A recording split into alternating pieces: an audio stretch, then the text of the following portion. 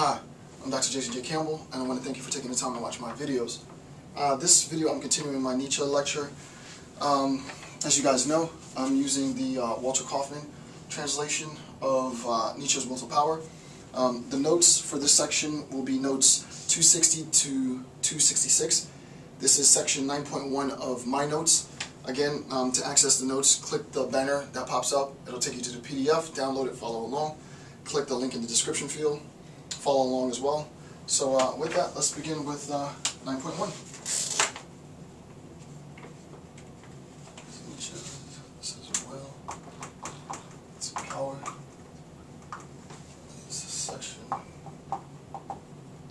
9.1. Notes 266.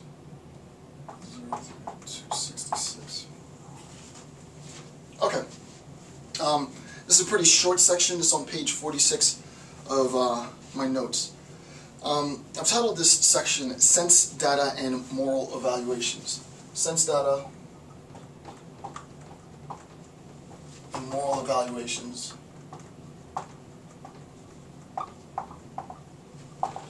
Okay. The first thing that I want to discuss, and I'm going to sort of weave this narrative gradually, so that you see exactly where it's directed, because I think it's actually pretty interesting. The first thing that I want to address is willing means willing an end. So when we say, for example, the title of the book, Will, right? When we say willing, it just says when we say willing, right? Anytime we use willing, it means that we're willing an end.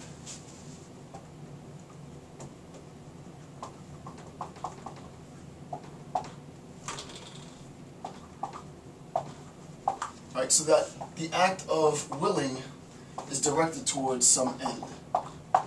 Right, that's basically what we said. Anytime we're saying willing, it means that willing is directed towards some end. Right, the act of willing directs us toward some end. Obviously, in the sense of will to power, the act of willing directs us towards the end being power. At least at this level. All right, willing means willing an end. An end includes an evaluation. This is from note 260, right? So when we talk about the end, the characteristic of the end includes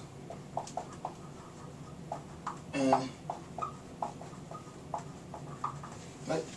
When we talk about an end, we mean an evaluation, right? An end includes an evaluation.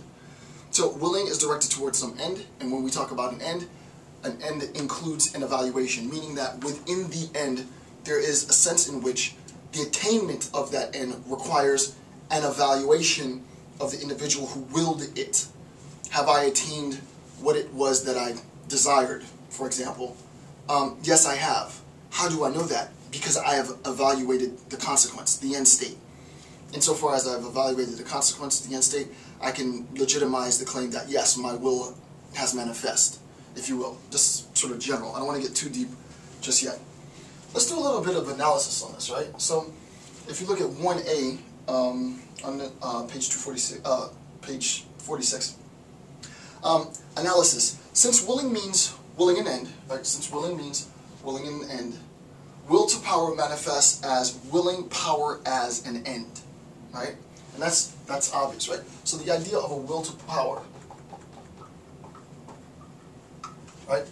A will to power means basically the following, right? It is the act of willing power as your telos, right? As your end, as your goal.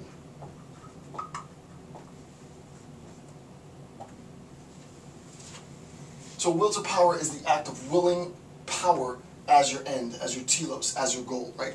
I'm for myself willing power as an end. Now here's where it gets a bit interesting. Since an end includes an evaluation, which we've seen before, since the end includes an evaluation, a will to power is an evaluation of power as an end. I'll say that again, and I've written it down and highlighted and underlined it, right? A will to power is an evaluation of power as an end, right? And this is extremely important. Once we have a will to power, that desire, that directive, that drive, that mode of being, to be technical, directs us towards power. Insofar as we will power as an end, it requires an evaluation of power as an end. And this is going to be a good, and I wouldn't necessarily say bad thing as we progress. I just want you to sort of keep notes and put a little asterisk by that, because this is going to be important later. Because the question then becomes, as we'll see, and we can return to sort of a Millsian conception, just briefly to give you an idea of where this might go without, spilling the beans, so to speak. John Stuart Mill says, it's better to be a human dissatisfied than a pig satisfied. And the idea is we have higher cognitive faculty, higher cognitive abilities, we're more intellectually robust than a pig, and therefore our dissatisfaction, if there is dissatisfaction, is a byproduct.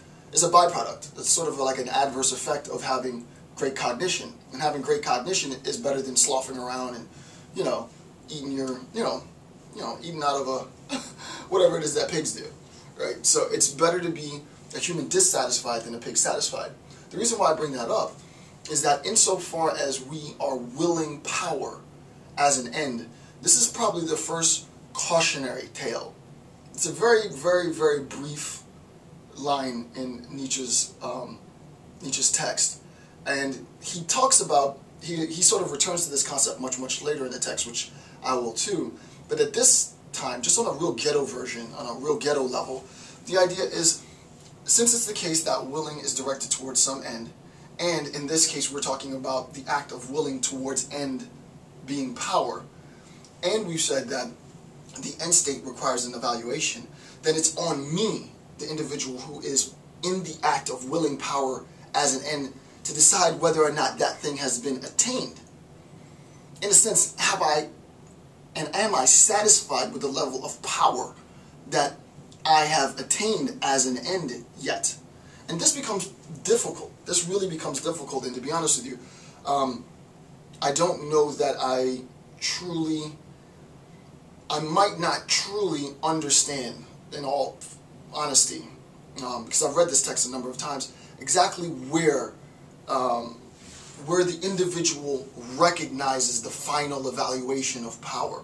I know what this becomes, right? I know how this evolves, the story evolves, and you should have some idea because, we're 30 plus hours into the lecture now.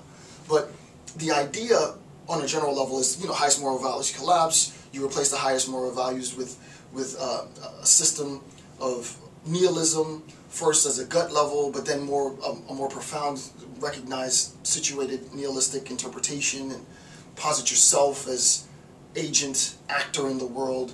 Insofar as you posit yourself as agent, actor in the world, you are the type of thing that has the ability to externalize your will in the world, make that externalized will manifest, in this case, in the act of power. We get all of that, but the trick is the evaluation of the end. If power is the end, and we are talking about an evaluation of the end, then it becomes contingent on, in a sense, the satisfaction of the individual willing.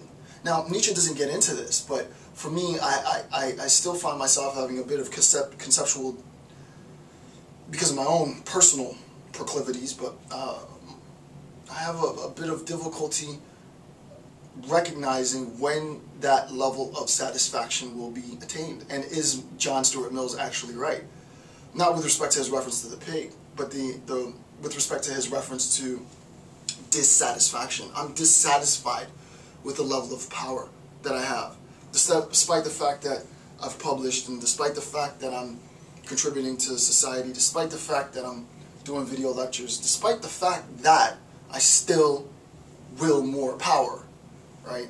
But it's more of a mode of being, which we'll see later. So I don't want to complicate it too much. I just want to throw that out there and let you sort of mill that over, no pun intended, mill that over, and see what can be made of that. Just in your own sort of contemplation. Number two.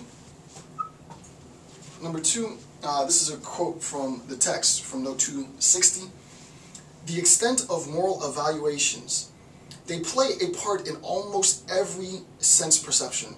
Our world is colored by them. The extent of moral